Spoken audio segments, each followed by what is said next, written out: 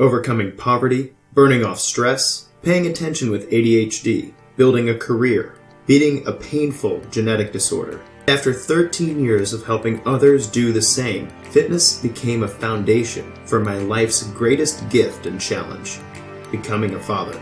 My name's Alex Van Houten, and I believe that what I eat, how I move, and what habits I live by are the rock upon which I build my physical, psychological, and spiritual well-being. And whatever I do will rub off on my kids and my community. Welcome to Defining Dad Bod, where we work to untangle the messy knots of the health and fitness industry as if your children's lives depended on it. Because they do. This is where we decide to make our bodies stand for something bigger than ourselves. This is where we find practical wisdom to live by, one powerful conversation at a time. May the words spoken here inspire you to keep moving forward no matter where you are. Who knows who you could be if you could become 1% better every single day.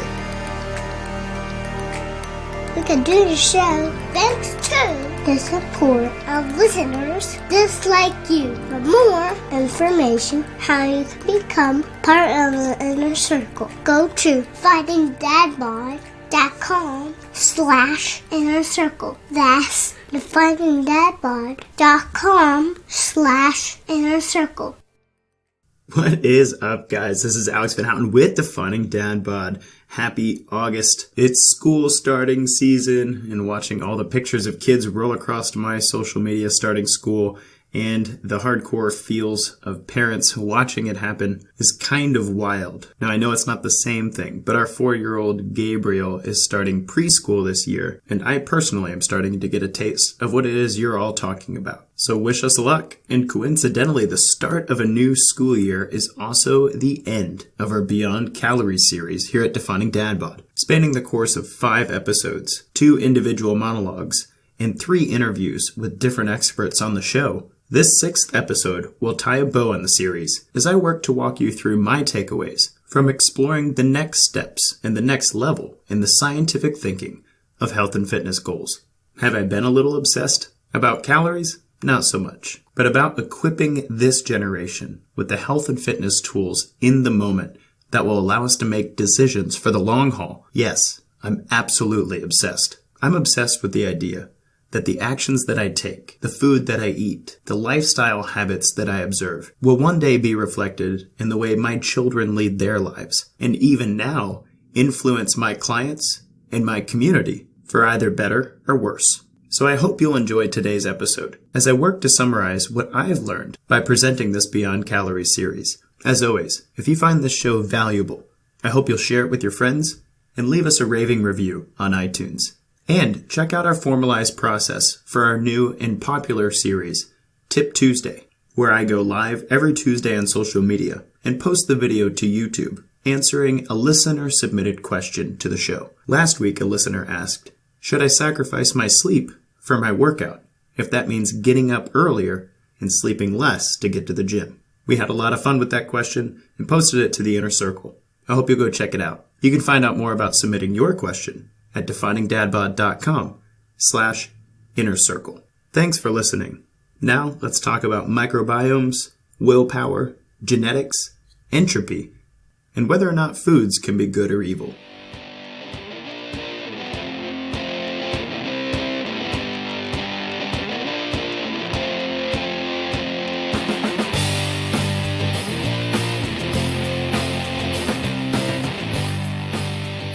What's up, guys? This is Alex Van Houten with Defining Dad Bod. I hope you're doing super well. Today, I'm excited to share with you some of the thoughts that I've had while going on the journey and taking on calorie counting as a tool in nutrition coaching.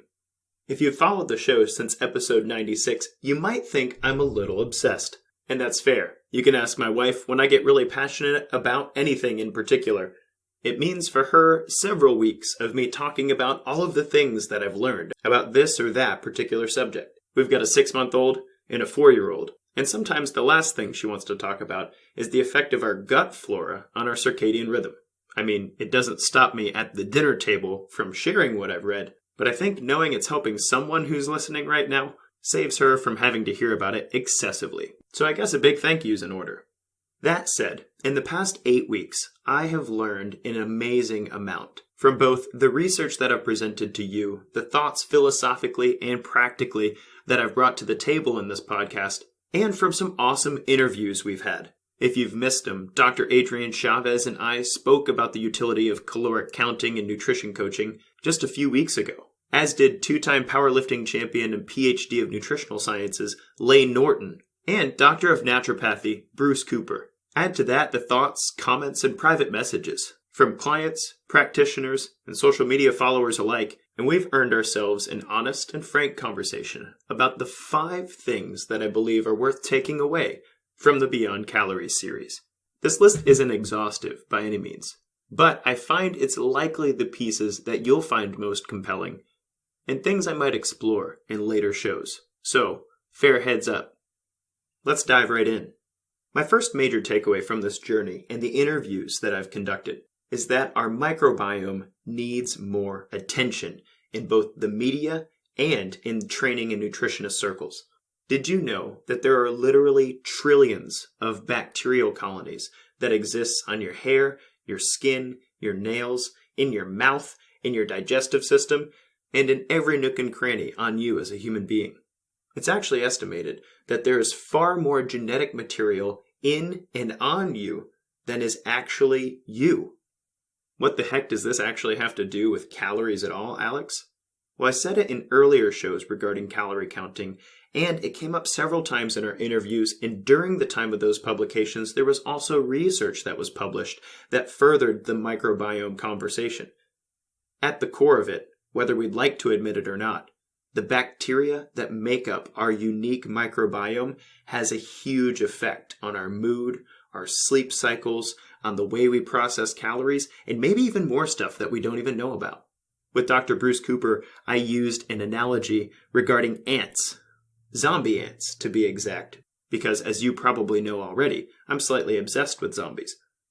I might be saying this wrong, but there's a fungus called Ophiocordyceps that infects certain species of ants and releases a chemical cocktail that causes the ant to act counter to its own well-being. The fungus hijacks the insect's central nervous system and forces the ant to climb up vegetation and then clamp down on a leaf or a twig before it proceeds in killing the ant from the inside out. And then the fungus goes on to grow a stalk out of the dead ant's tissue so that it can continue its lifestyle. And in my conversation with Bruce Cooper, I made the connection between the zombie ant fungus and our microbiome in affecting us in ways that might cause us to act counter to our well-being. Now, I'm not saying exactly that you're a zombie to your microbiome, and those chemical cocktails are really controlling you from the inside out. Although I would say if you get the sudden urge to climb a tree, clamp down, and die, you might call somebody for help. But what I am saying, and what came out of many of the conversations I had around calories, is that people just don't know about the effects of their nutrition and lifestyle on their microbiome. And truthfully, researchers are just starting to learn.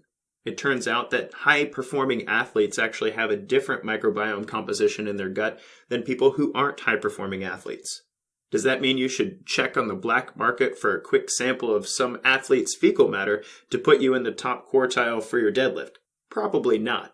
But the question remains, what kind of effect does bacteria in our gut have on our muscle tissue at all? Or maybe our stubborn grit in our own mind? Or maybe our ability to process carbohydrates and protein more effectively to support our recovery? These questions remain unanswered, and I believe are worth continuing to look into. As I was recently teaching a mastermind on stress and recovery for coaches around the world to help their clients with their programming, I stumbled across recent research that suggested that our microbiome actually communicates with our brain to tell us when to go to sleep and when to wake up. That is to say, maybe even our circadian rhythm, your insomnia, and whether or not you're sleepy when you wake up in the morning, might be affected by the bugs in your gut. Additionally, another study was just published that showed the potentially positive effects of multivitamin supplementation with ADHD patients. This connection's been established for a while, but the question was, how is it working? Are people with ADHD at some sort of mineral or vitamin deficiency that if rectified would help their symptoms? Well, the study that was published recently actually suggests that ADHD patients who are taking a multivitamin successfully modulate their gut bacteria and show improved outcomes over control groups even a year later. Again, the research is spotty thus far, so don't go throw away your Adderall to replace it with some sort of multivitamin. But one thing is very clear. The bacteria in and on us can certainly affect the way that we process calories. But even more than that, it can process whether or not we feel energetic. It might even change our mood a bit, or play a role in even psychiatric disorders such as depression, ADHD, and anxiety. So if you're interested in this sort of thing, keep an eye out. I'll be watching the research on microbiomes closely, and will likely have several conversations on the show with experts more learned than I on the interactions of the bugs in our gut with our brain, the food we eat, and even our training regimens. Which brings me to the number 2 thing that I think is worth talking about through this Beyond Calorie series, and that is the epigenetic adaptations of exercise. I've referenced genetics more times than I can count on the Defining Dad Bod show. My favorite example is to reference amylase production among people.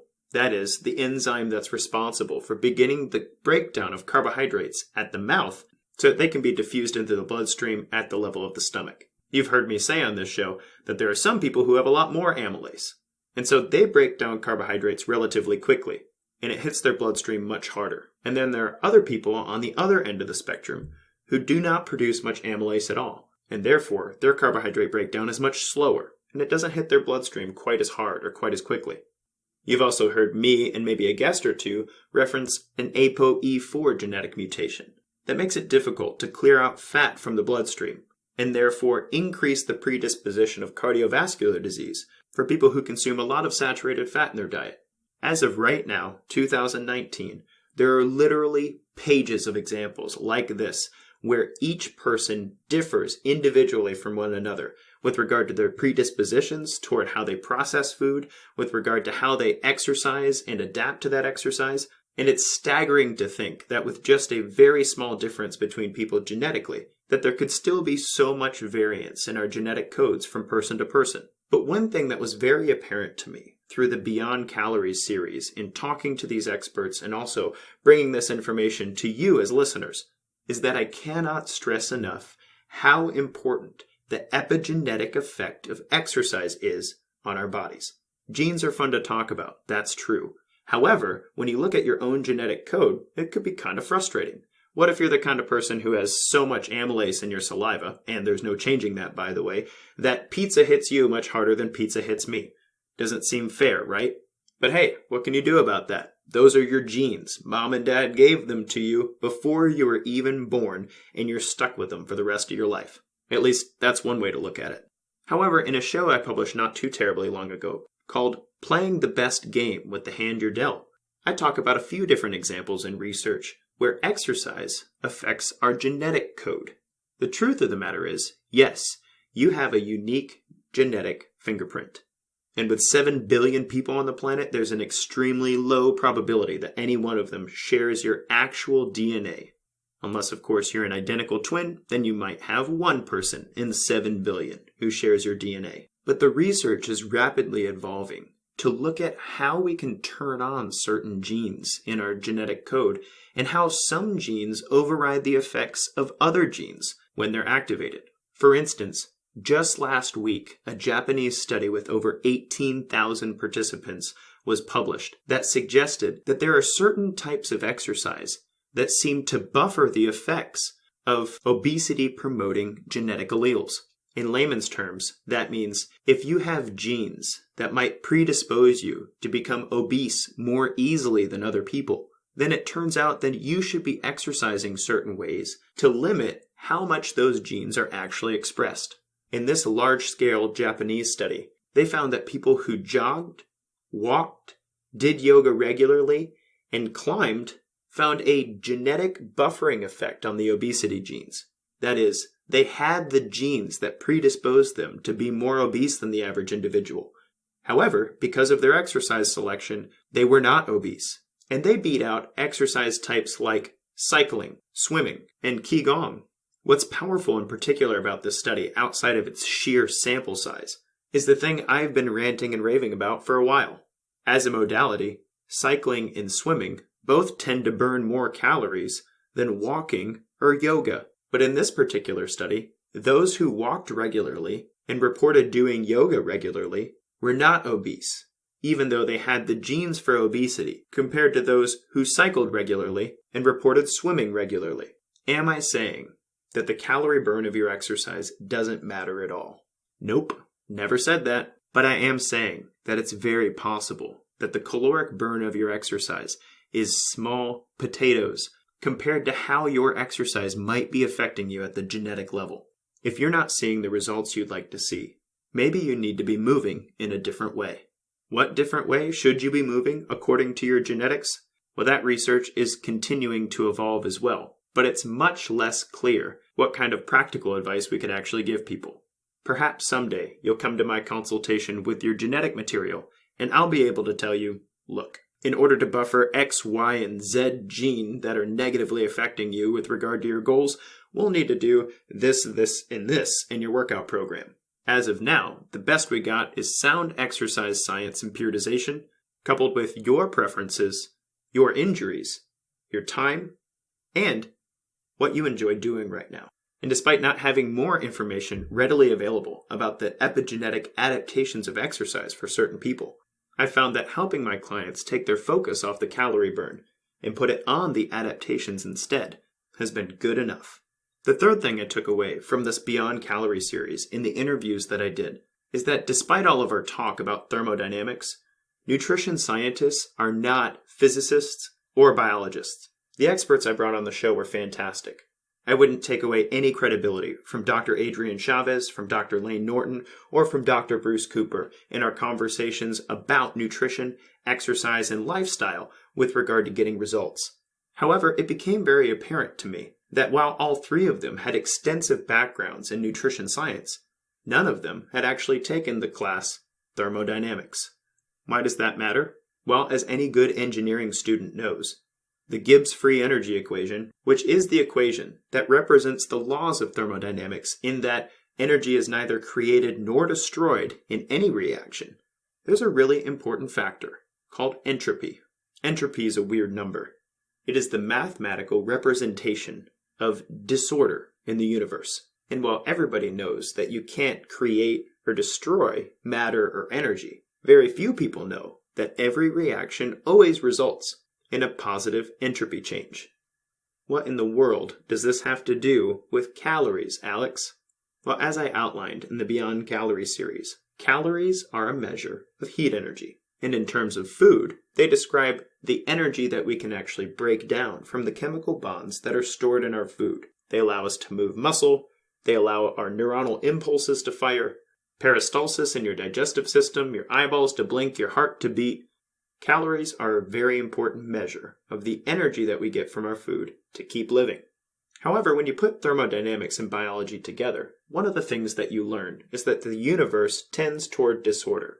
That is, the positive generation of entropy. And one of the fascinating things about a biological organism, like you listening to this podcast right now, is that we use an immense amount of energy to keep the internal entropy of our systems low. Here's an existential crisis for you. Everything you do adds to the disorder of the universe. And eventually the disorder of the universe will take over, and all of the heat energy will have been used up in that process.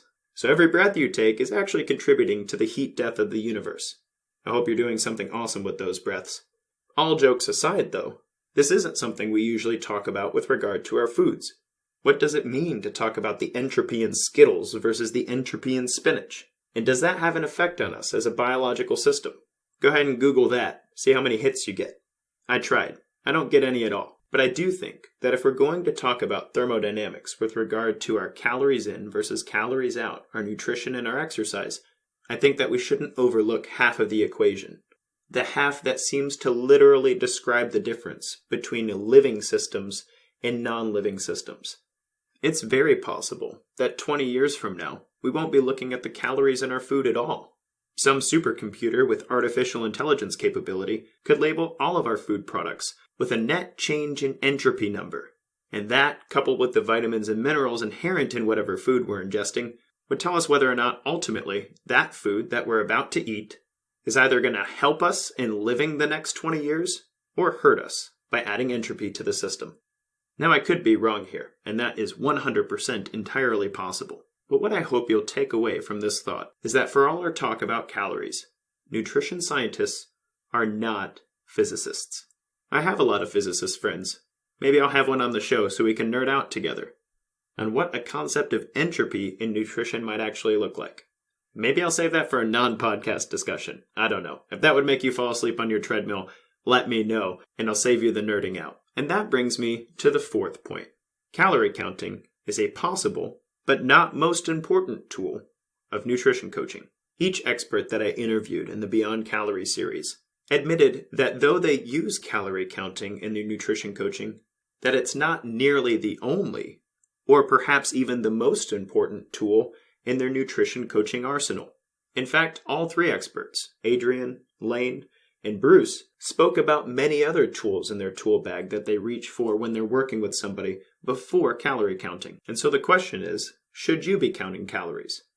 It turns out that the answer might be way more nuanced and specific based on your goal, where you've been, and your personal predisposition toward things. The most important aspect of what you do with your nutrition is that you can be consistent with it. As Lane brought up in our conversation, a huge meta-analysis of diets across the board found that calories weren't even close to the most important thing about whether or not those diets worked for people. But adherence, whether or not you observed your dietary program every single day, was the most important factor in results. And so I'll bounce the question back at you. Should you be counting calories? Well, is there anything else that you could possibly be doing in a day that you would be willing to do that would require less willpower and yield as much, if not more, results than calorie counting? For literally 99 out of 100 clients, that answer is always yes. Yes, I could be reducing the amount of sugar that I eat in a day. Yes, I could be limiting myself to 1 day a week of alcohol consumption rather than 6 days a week. Yes, I could set a regular bedtime and work on my sleep quality and set a regular wake time and stick to it. Yes, I could start some foundational supplements. Yes, I could start taking a fish oil. Yes, I could start taking a multivitamin. Yes, I could increase the amount of protein in my day. The list goes on and on and on of the giant number of things that take much less willpower than counting every single calorie that goes in your face and counting every single calorie you burn from exercise and activity. And why am I gung-ho about the willpower thing? Well, that 100% dictates your adherence. If studies with more than 5,000 participants find that it really doesn't matter what you do as long as you stick to it every day, then I hope you'll get really real with yourself and ask the important questions about what changes you could make in your life that would make the biggest difference. And if you're like many of the clients who come to me on a regular basis who just don't know where to start, reach out. This is what I do for a living, and I can help you find the place to start. My email is coachal@definingdadbod.com. I'll make sure we narrow down an important starting point for you. My last point is a little less scientific and a little more philosophical, so bear with me.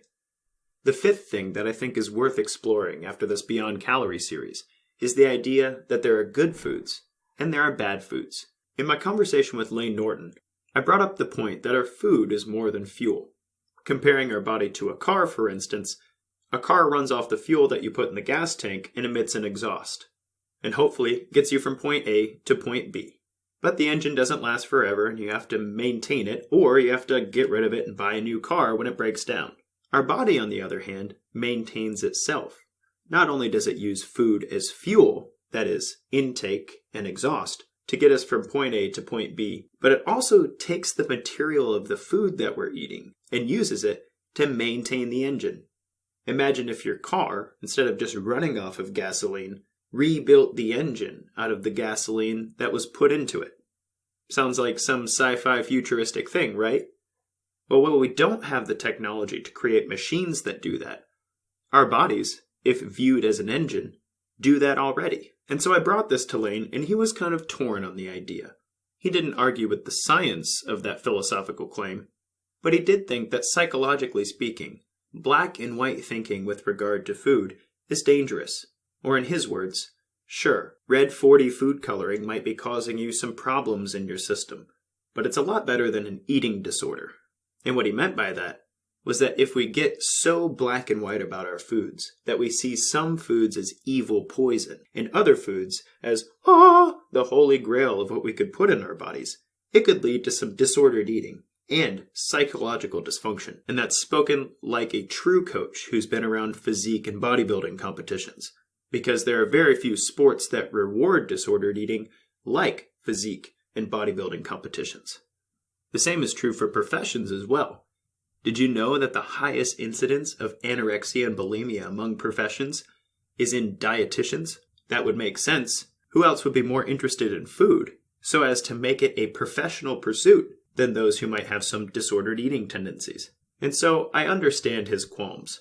But the question remains, are there good foods and bad foods? Or is everything fine in moderation? I think this particular point is worth a show or 2 or 3 or maybe even more to explore fully, but I didn't want to let it go without some sort of commentary. This question has actually been tackled several times over the past 2,000 years from a philosophical perspective, and it turns out that from a moral virtue perspective, it's much easier to identify the negative things than it is to identify the positive things. You might know it as the 10 Commandment effect. It's harder to know how you should live every day than it is to say, yeah, it's definitely bad to kill people and steal their stuff. And the same could be said about nutrition. It's hard to know what foods you should eat on a regular basis, but it's pretty easy to identify the foods that if you ate them on a regular basis, things would likely not turn out well for you. I say that even bearing in mind some of the clients that I've started working with recently.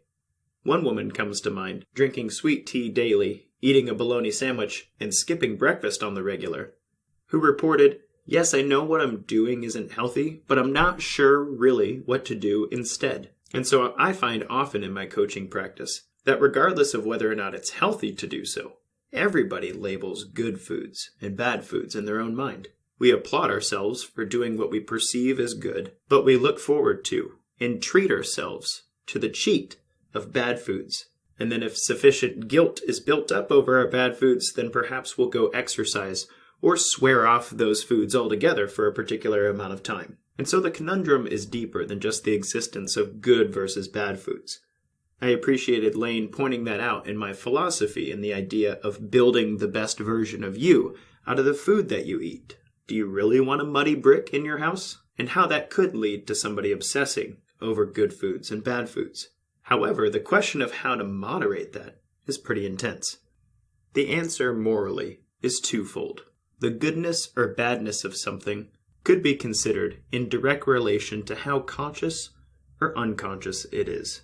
Do you have a sweet tooth, or do you just enjoy carrot cake a lot? A sweet tooth, as common parlance would have it, tends to describe something in you that drives you to eat sweet things against your will, whereas somebody who enjoys carrot cake every once in a while fully intends to appreciate some carrot cake and consciously plans to do so. And for me, this is one deep aspect of what separates good foods and bad foods. When helping clients program their day with regard to nutrition, we identify foods that are likely working against them with regard to their health and fitness goals. However, the micronutrient composition, the fiber, the sugar, and maybe even the entropy in the food itself doesn't necessarily make it bad. What makes it bad is if we didn't plan intelligently for that food. And if perhaps we didn't make some sort of concessions regarding exercise and nutrition outside of that food, so that it didn't make such a horrible impact on us to begin with. In short, I think it's helpful to identify whether or not a food is helping you reach your health and fitness goals, or hindering, or at the very least not helping you with regard to your health and fitness goals.